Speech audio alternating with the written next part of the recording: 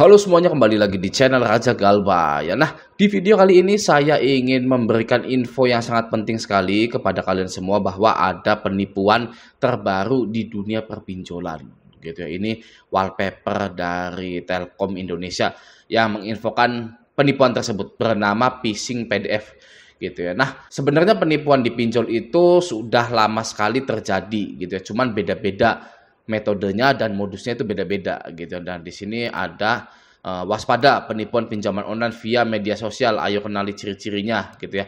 Ini 30 Januari 2023. Lalu ini ada lagi.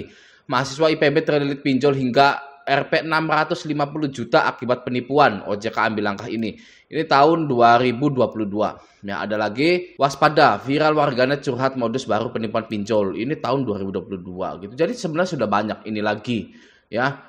Kenali 7 ciri-ciri modus penipuan pinjol yang perlu diwaspadai gitu. Jadi memang benar adanya bahwa penipuan di pinjol itu bisa menimpa Anda jika Anda tidak berhati-hati gitu. Nah, kali ini saya mendapatkan informasinya dari Papa Gendut, bestie saya di Telegram. Thanks to Papa Gendut yang sudah memberikan informasi ini kepada kita semua. Semoga kita semua terhindar dari malapetaka. Amin ya robbal alamin. Oke, nah kita baca dulu yuk tweets dari Papa Gendut ini, oke? Info dari teman, info penting, jenis penipuan baru, ya. Apa ini? Emot lah gitu, oke? Nah, anak saya menerima uang yang masuk ke rekeningnya sebesar 20 juta rupiah, oke? Dia bingung karena seluruh anggota keluarga yang ditanyai tidak ada yang transfer. Jadi dianggap pasti ada orang yang salah transfer. Ditunggu saja ya, dia itu tunggu gitu kan. Nah, besoknya benar ada seorang penipu yang telepon seperti ini. Minta maaf karena sudah merepotkan dan minta tolong kembalikan uangnya. Gitu ya. Jadi uangnya tertransfer dulu ke rekening korban ini ya, lalu penipu itu menelpon ke korban tersebut bahwa minta maaf sudah merepotkan dan minta tolong kembalikan uangnya. Gitu ya. Oke, lanjut. Nah, anak saya bilang, besok ya saya harus ke bank untuk mengambilkan uang Anda. Gitu. Oke, lanjut. Besoknya anak saya datang ke bank dan minta petugas bank untuk proses pengembalian uang yang Rp 20 juta itu. Oke. Nah, petugas banknya tanya, apakah tujuan transfer itu adalah keluarga Anda? Lanjut, anaknya menjawab, bukan, ini ada orang yang salah transfer ke saya, gitu ya. Lalu petugas bank menghentikan proses transaksi. Ya, jadi nggak dikabulkan permintaan transaksi tersebut, transfer tersebut, oke ya. Nah, ia memeriksa ulang asal uang yang masuk ke rekening anak saya. Ya, jadi teller bank tersebut atau customer service dari bank tersebut mengecek ulang uang dari mana atau asal uang yang masuk ke rekening anak tersebut. Gitu. Oke, lanjut. Petugas bilang ya, petugas banknya itu bilang ini sih bukan salah transfer gitu ya. Lalu anaknya itu ya, anak saya bingung, rasanya tidak pernah punya uang sebanyak itu gitu. Nah, lanjut. Petugas bank menjelaskan bahwa uang itu ditransfer dari perusahaan pinjaman online. Lalu petugas bank tersebut menanyakan lagi, apakah Anda baru transaksi dengan pinjol atau Anda baru pinjam ke pinjol? Anaknya atau anak saya bilang tidak pernah sama sekali. Gitu ya. Nah, petugas bank bilang ini adalah penipuan baru lagi. Penipu mencuri data Anda dan digunakan untuk transaksi pinjol.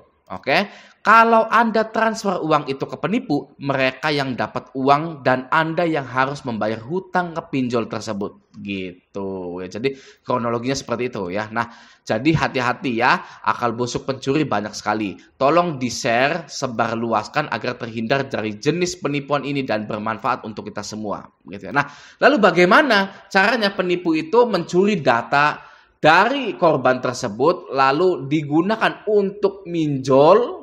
Padahal korban tersebut tidak pernah mengajukan uang ke pinjol, tidak pernah tengok kanan, tengok kiri, pegang KTP seperti yang biasa kita lakukan. Hehehe ya. Nah, jadi Penjelasannya ada di sini. Nah, phishing PDF, oke. Pencurian data melalui pesan PDF gitu ya, WhatsApp titik. Saat ini modus pencurian tidak melalui program .apk saja, melainkan saat ini mereka mengubah modus menjadi mengirimkan file program .pdf garis miring atau titik PDF ya. Jangan buka program .pdf itu. Yang asli selalu ditulis dengan huruf kecil semua, yaitu .pdf. Nah, jadi di sini juga ada contohnya gitu ya. Kita lihat dulu ini, kalau kurang jelas mohon maaf ya. Jadi jika ada seseorang mengirimkan Anda PDF itu ya, bentuknya seperti ini. .pdf ya, kecil semua juga gitu ya. Dan di bawahnya ini ya, bisa dibuka dengan Adobe Acrobat Dokumen.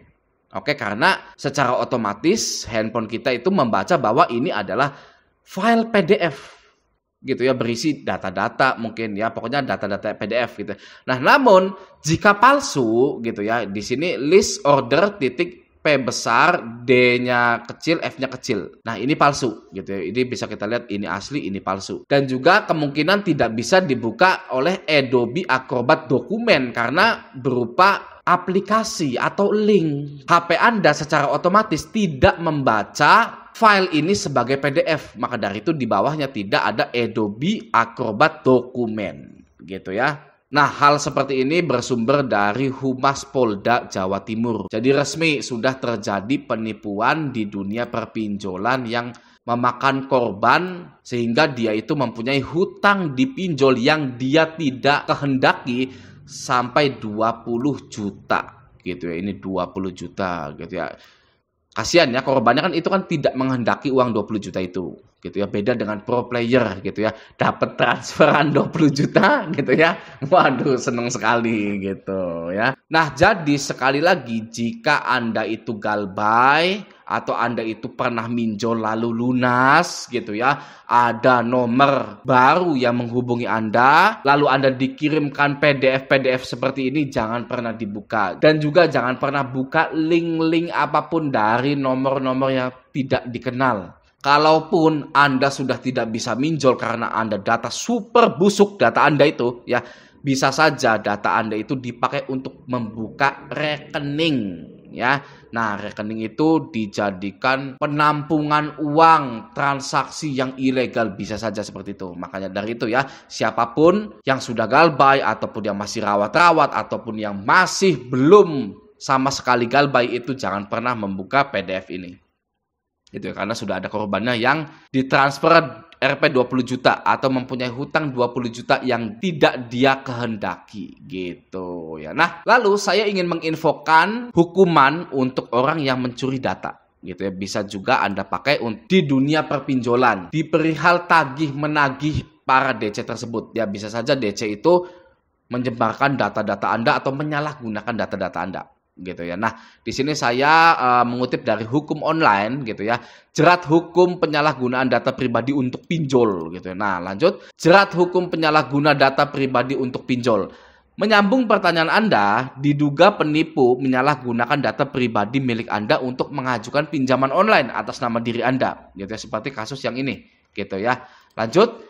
Artinya, penipu telah melakukan pemrosesan data pribadi tanpa dasar pemrosesan yang sah dan termasuk perbuatan pidana berdasarkan UU PDP gitu ya. Nah, bagi Anda juga jangan pernah melakukan pengajuan pinjol-pinjol memakai data orang tanpa sepengetahuan dia gitu. Izin dulu gitu kan ya, atau ya nggak usah lah ya, lupakan saja pinjol-pinjol itu ya, ngapain izin-izin gitu kan. Sudah Anda cari kerja, usaha, insya Allah ya, insya Allah kita berdoa semua diberikan rezeki yang banyak. Oke, lanjut. Pasal 65 ayat 3, pasal 67 ayat 3 UU PDP mengatur bahwa setiap orang dilarang dengan sengaja dan secara melawan hukum menggunakan data pribadi yang bukan miliknya dengan ancaman pidana penjara paling lama 5 tahun dan atau pidana denda paling banyak 5 miliar gitu ya. Nah, kalau korban ini nggak terima gitu ya, lalu melaporkannya ke polisi, itu penipu tersebut bisa terkena pasal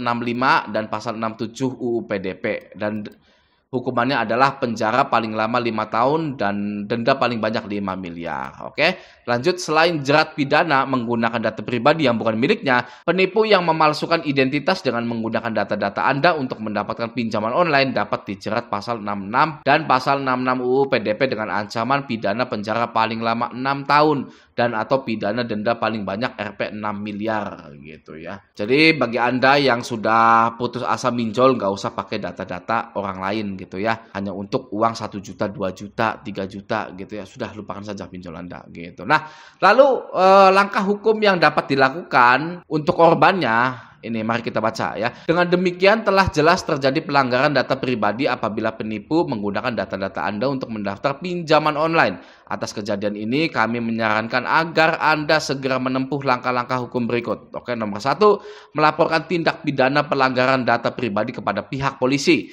Nomor 2, mengajukan gugatan pada lembaga arbitrase atau pengadilan atau menggunakan lembaga penyelesaian sengketa alternatif lainnya untuk mendapatkan ganti rugi.